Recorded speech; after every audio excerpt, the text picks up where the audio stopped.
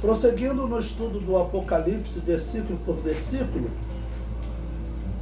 capítulo 16, versículo 6, o ponto 1, derramaram o sangue dos santos.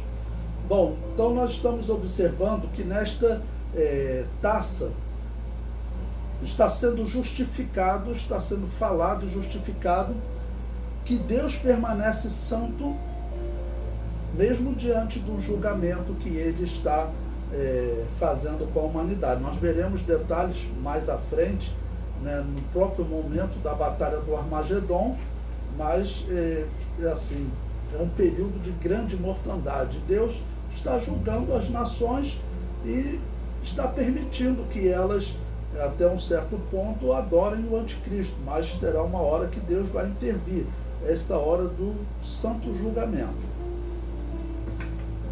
Bom, no versículo 6, eles dizem que também essas nações, esses povos, eles fizeram coisas terríveis, juntamente com o anticristo, né? Além deles estarem defendendo de apagar o Deus da Bíblia, né? Nós percebemos isso pela profecia, ele vai querer honrar um outro Deus, é o que diz Daniel. Então, além disso, o versículo 6 diz: visto como derramaram o sangue dos santos e dos profetas, também tu lhes deste sangue a beber, porque disto são merecedores. Ou seja, está retratando aí que durante a grande tribulação, os inimigos daqueles que se dizem cristãos, né, que permaneceram, não foram arrebatados, ficaram na grande tribulação, os inimigos deles fazem o quê? Defenderam a morte de todos eles. O anticristo defendeu a morte de todos eles. Por quê? Temos que apagar o Deus da Bíblia, da história. É isso que Daniel diz, que ele não vai honrar o Deus da Bíblia, vai honrar ao Deus estranho. E claro, o projeto dele é substituir o Deus da Bíblia por esse Deus estranho. Por isso ele vai assentar-se no templo de Deus querendo parecer Deus, ou seja, querendo tomar o lugar de Deus. O comentário diz: o termo profeta neste texto não deve ser aplicado a uma classe do Antigo Testamento, como Elias e Eliseu, do dom de profecia, ou mesmo do ministério de profeta no Novo Testamento. O termo profeta deve ser visto com o seu significado etimológico, porta-voz. O termo grego fala de santos e profetas como sendo uma só classe. Todo cristão é santo, ou seja, é separado e também é porta-voz de Deus nesse mundo. Então, sempre que nós estudamos uma palavra no grego, no hebraico, às vezes nós temos que traduzir a palavra, às vezes nós temos que transliterar. Então, o caso de profetas, nós vamos sempre transliterar quando for uma referência a um dom espiritual, a uma classe de profetas do Antigo Testamento. Mas, em outros momentos, nós cristãos somos chamados de profetas, ou nós somos porta-voz de Deus neste mundo, né? A princípio, todo cristão é um porta-voz, então todo cristão é um profeta. O comentário prossegue: certamente os santos tratados neste texto são os cristãos que não foram arrebatados e foram martirizados na grande tribulação. Por toda a história, o dragão fez uso da violência contra os cristãos e judeus. Na grande tribulação, a violência do anticristo será sem precedentes. Considerando que estas taças representem os 7 últimos meses da grande tribulação, o anticristo estará na perseguição aos israelitas, em especial aos 144 mil que estarão levando o evangelho aos judeus, que ainda não aceitaram Jesus Cristo como Salvador. O ódio do anticristo causará a morte de muitos judeus nessa fase final da grande tribulação. Bom, é isso que a profecia diz. Infelizmente, muitos judeus também sofrerão, mas por fim, os que restarem, aí todo Israel será salvo, ou seja, todos se converterão. É uma conversão geral. É isso que profetiza a Bíblia. O comentário prossegue. A humanidade que acredita no anticristo é tola, não consegue ver o engano das suas propostas. Os judeus que ainda não aceitaram a Jesus Cristo são tolos, se livraram da mentira do anticristo, interromperam a aliança na metade da grande tribulação, mas ainda não enxergaram, entre aspas, que a salvação está em Jesus Cristo. Bom, aqui eu falei de dois tipos de tolices, ok? A humanidade, tratando aí todos os gentios, fora Israel, o que a Bíblia descreve da segunda metade da grande tribulação é que o anticristo ele não tem mais rivais, todos entregam o poder a ele, ok?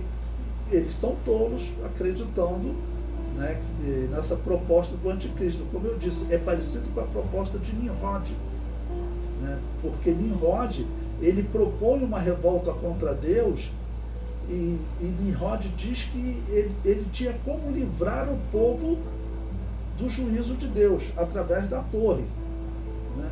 E o anticristo vai estar propondo a mesma coisa. Alguns israelitas não vão considerar se não são tão tolos, mas eles ainda são classificados como tolos. Não são tão tolos porque eles perceberam que esse anticristo, ele na verdade não tem nada com o Messias profetizado no Antigo Testamento. Então eles interrompem a aliança. Porém, eles ainda ficam entre esse falso Messias e receber Jesus Cristo como o Cristo.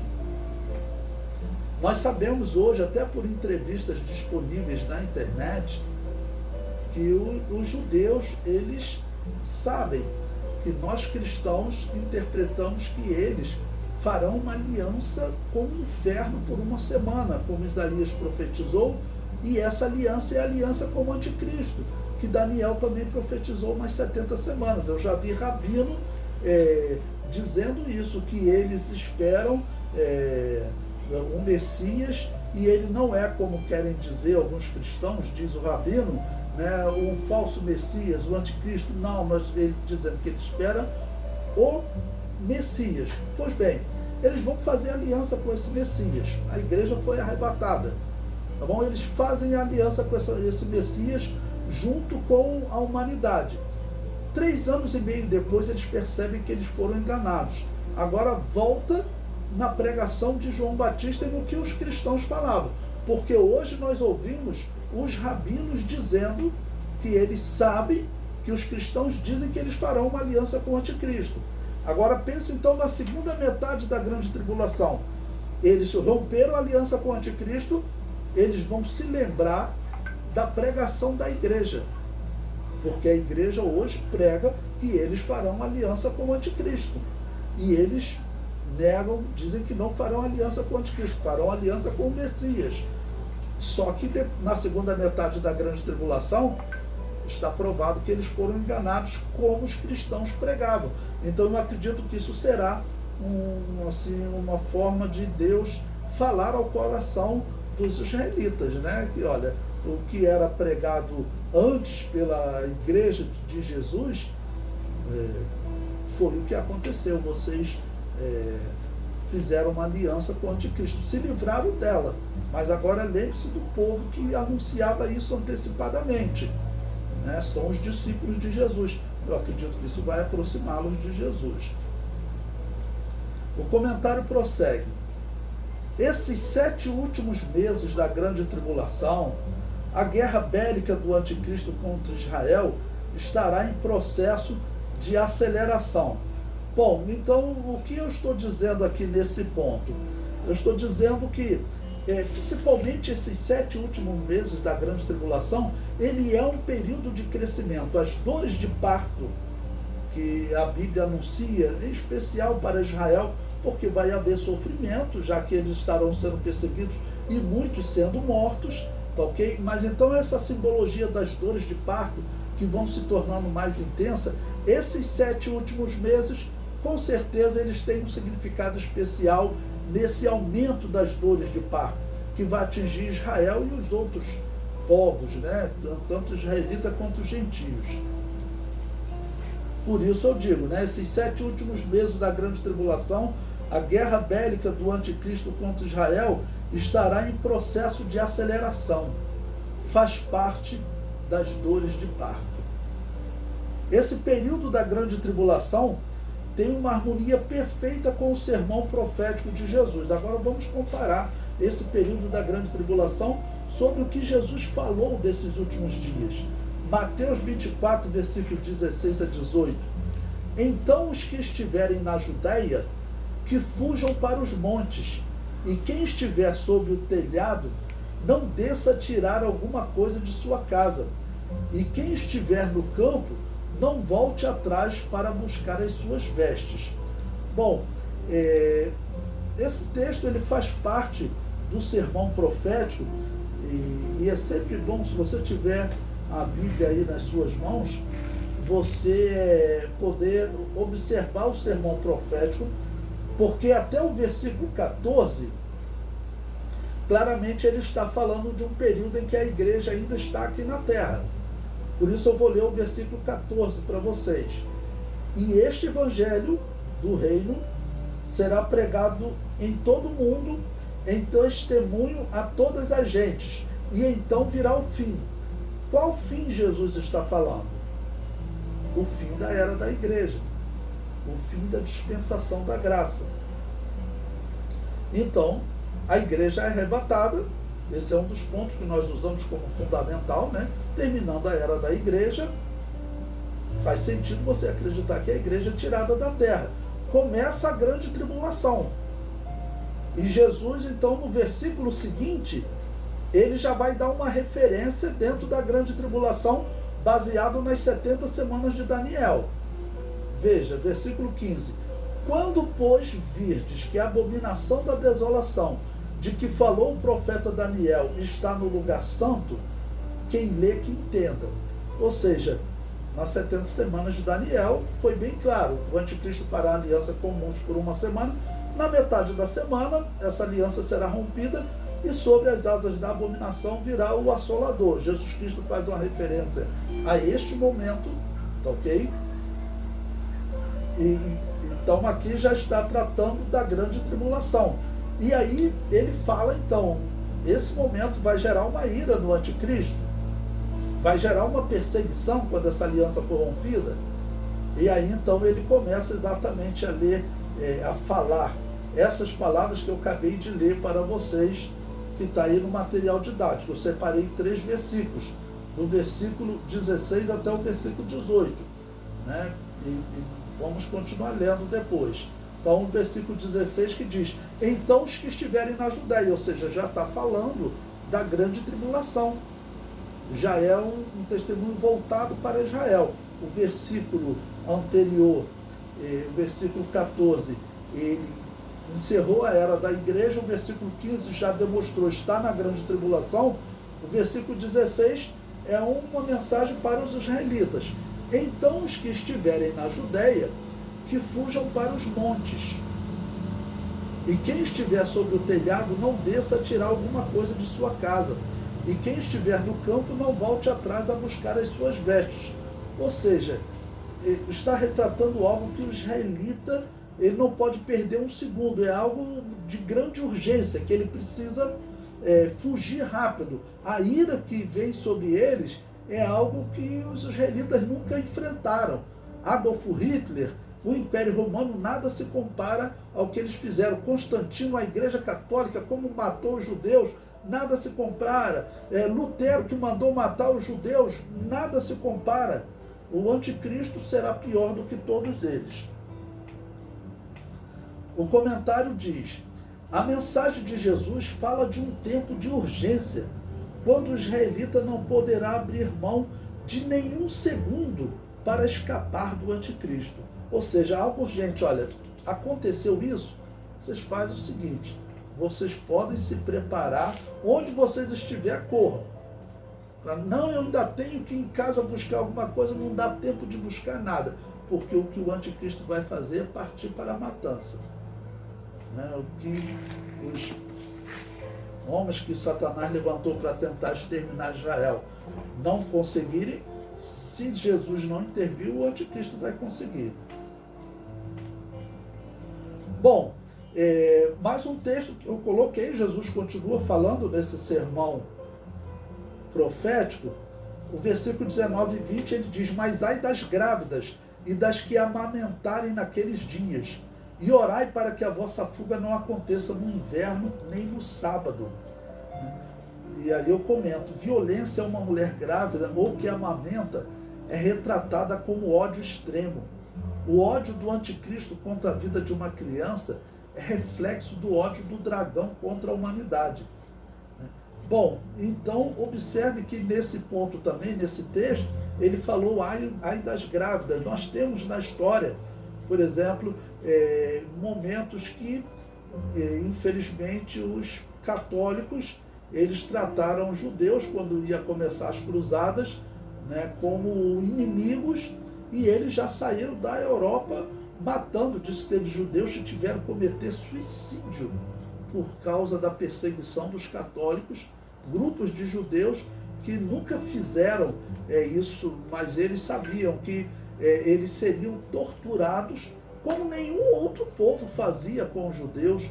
O Império Romano, ele não torturava os judeus. O Império Romano, na verdade, ele tolerava os judeus.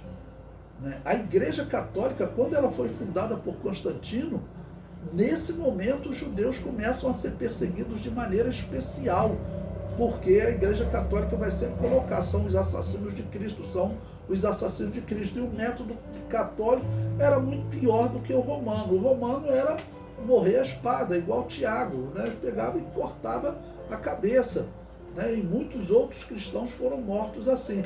Mas a Igreja Católica, ela fazia um processo de tortura. A Babilônia Apocalíptica, ela torturava, dizendo que aquilo era um ato de misericórdia. Por exemplo, se você confessar o seu pecado, eu vou te matar, mas você vai salvo. Essa era a mensagem.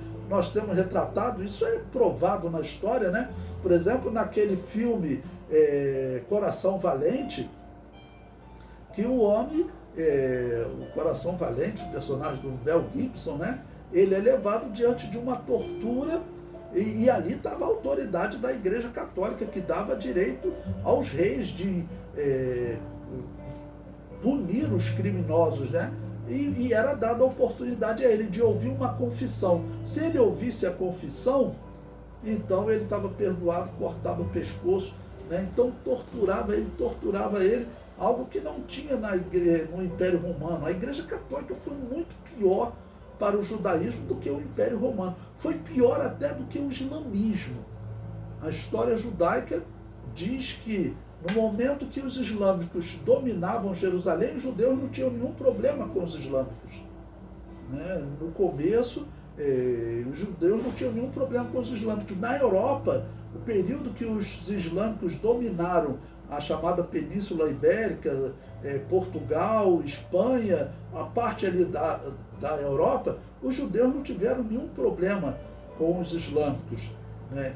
Eles tinham problema com a Igreja Católica, mas com os islâmicos eles não tinham problema. A Igreja Católica foi a pior coisa que aconteceu para o judaísmo, não tem a menor dúvida disso, né? O Império Romano não foi tão ruim para os judeus como a Igreja Católica foi.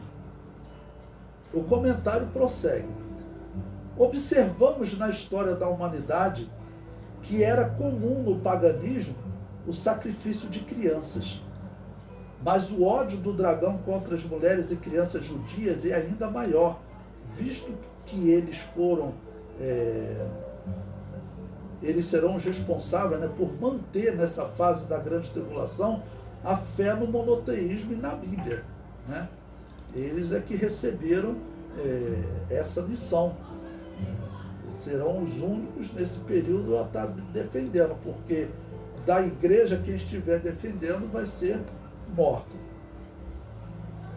Jesus conclui o sermão profético afirmando que haverá grande aflição, que certamente pode ser aplicada a toda a grande tribulação, mas em especial a estes últimos 7 meses.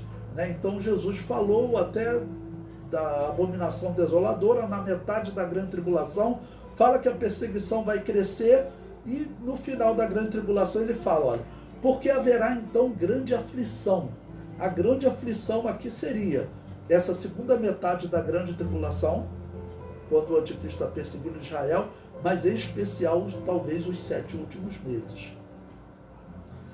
Grande aflição como nunca houve desde o princípio do mundo até agora, nem tampouco haverá jamais, porque a aflição que vai haver no final do milênio, quando o dragão será solto, será menor do que essa.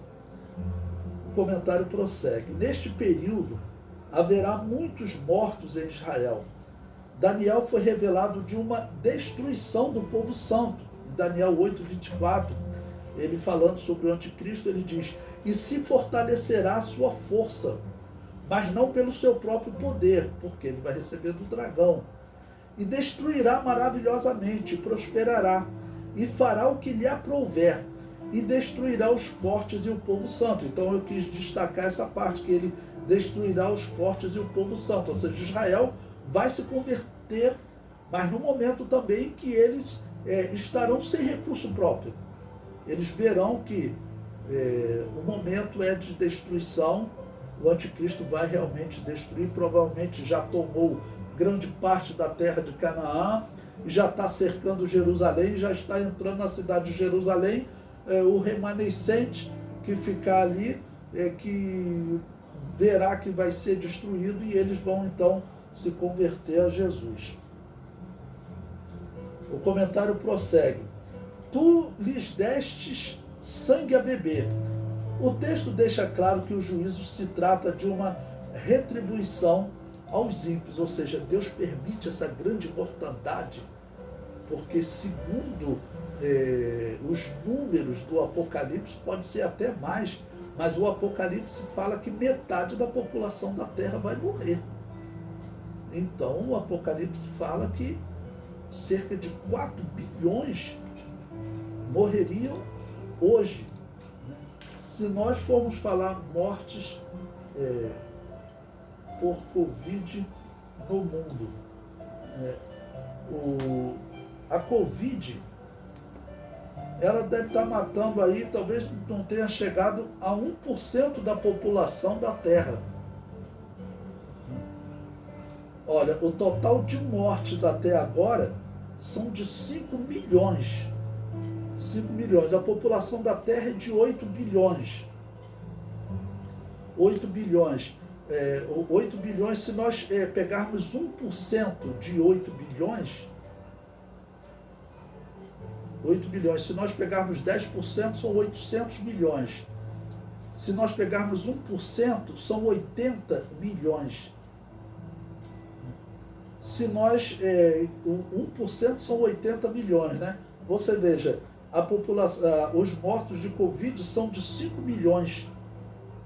1%, ou seja, a morte por Covid está longe ainda de chegar a 1% da população da Terra.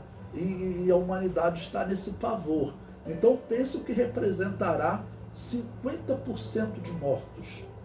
50% de mortos hoje seriam 4 bilhões. Olha, os mortos por Covid são cerca de 5 milhões. Então nós estamos falando em números muito maiores.